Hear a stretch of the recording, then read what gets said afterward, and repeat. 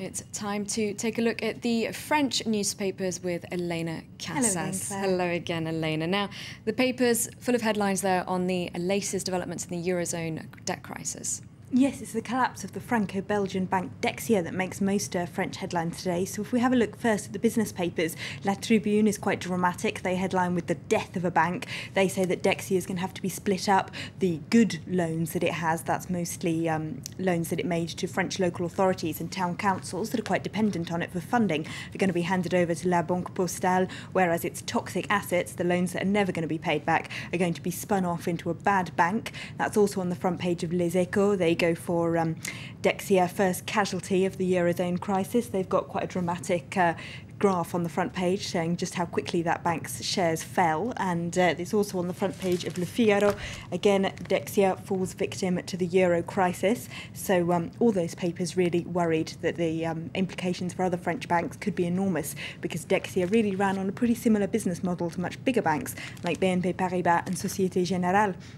We've got some more interesting, different angles on the crisis, though, in this morning's papers. If we have a look at La Croix, the Catholic paper, they're sort of looking at the psychology of the Eurozone crisis. Their headline is leaders being tested by the crisis. We've got Greek Prime Minister George Papandreou on that front page. And inside, they sort of do psychological profiles of all the European leaders who are currently trying to save their countries from economic disaster, saying that for some, like Papandreou himself, it's become their reason to stay in power. They say he's just hanging on really until the economy is stable enough that he can hand it over to a new government, and that, if you like, is what is giving him the impetus to keep getting up in the morning and keep trying to resolve the problem. He says, or rather the psychologist that the paper speaks to, who probably don't know him personally, but nevertheless they say that for him, his career has been put to one side. He's just got the country's interests at heart. They also say that for some European leaders, like Nicolas Sarkozy, they actually see it as an opportunity. They say that for Sarkozy, he's hoping that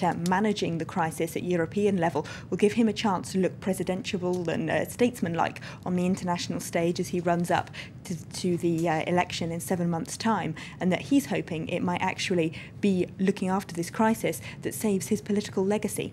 That's really interesting, because you do often wonder what goes on in the head of a world leader. Now, moving on to something different, this police corruption trial in case, and it seems that it wasn't just confined to one man.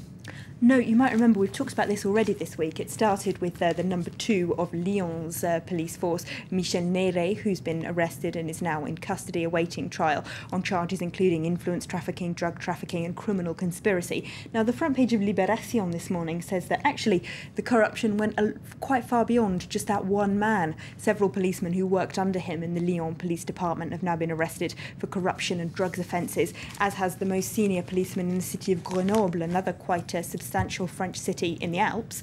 Now, inside Libération, they interview Neyret's direct boss, the national head of the police, and ask him how is it possible that such a high-profile policeman could get so involved in corruption. Now, his explanation was that Neyret may have done too many undercover operations with drug traffickers, trying to seize drugs and so on. So he got to know the traffickers well, and at some point must have decided that it would suit his pocket if he were to cross the line. And of course, they would have done everything to encourage him, the traffickers, because he would be a gold mine, the head of police says. But the paper's editorial has quite a different point of view.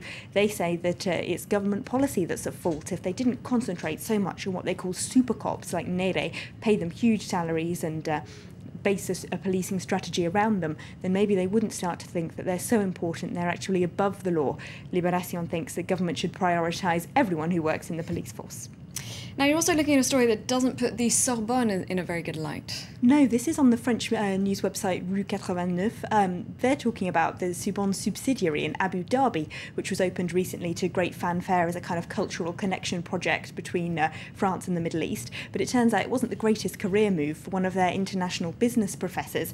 Nasser bin Graïs has been jailed in Abu Dhabi since April for insulting the government there after he posted some fairly mild remarks on a news website saying that more democracy might be good for the UAE.